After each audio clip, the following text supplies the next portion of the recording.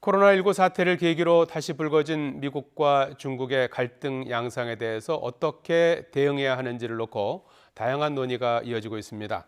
그런데 최근 수년간 미중 갈등과 이에 따른 한국의 대응 사례를 보면 사안별 대응 전략도 중요하지만 과민 반응을 피하고 냉정함을 유지하는 것도 중요한 지침으로 평가됩니다. 왕선택 통일외교 전문기자입니다. 지난 2015년 당시 박근혜 정부는 미국과 중국 사이에서 고민을 한 적이 있습니다.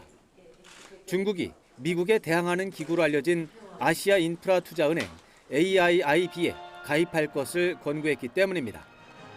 우리 정부는 결국 가입을 결정했는데 우려와는 달리 AIIB의 존재감이 부각되지 않았고 한미 동맹 악화도 발생하지 않았습니다.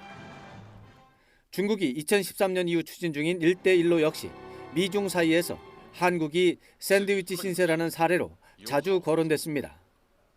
우리 정부는 1대1로에 정식으로 가입하지 않았지만 한중 관계가 그것 때문에 약화했다는 평가는 없습니다.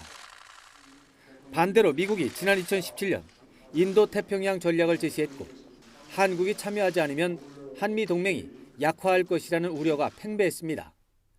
그렇지만 미국이 제시한 인도태평양 전략은 아직도 모호한 상황입니다.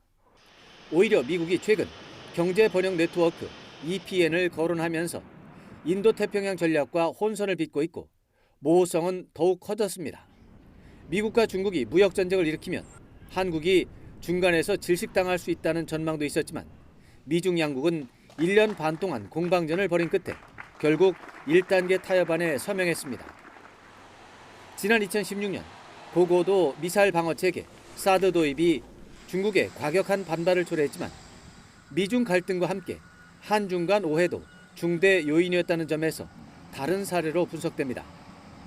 이처럼 미국과 중국의 갈등이 고조되고 한국은 어느 하나를 선택해야 한다는 논의는 주목해야 하는 것이 당연하지만 실제 현실에 비해서 과장된 요소도 적지 않았습니다.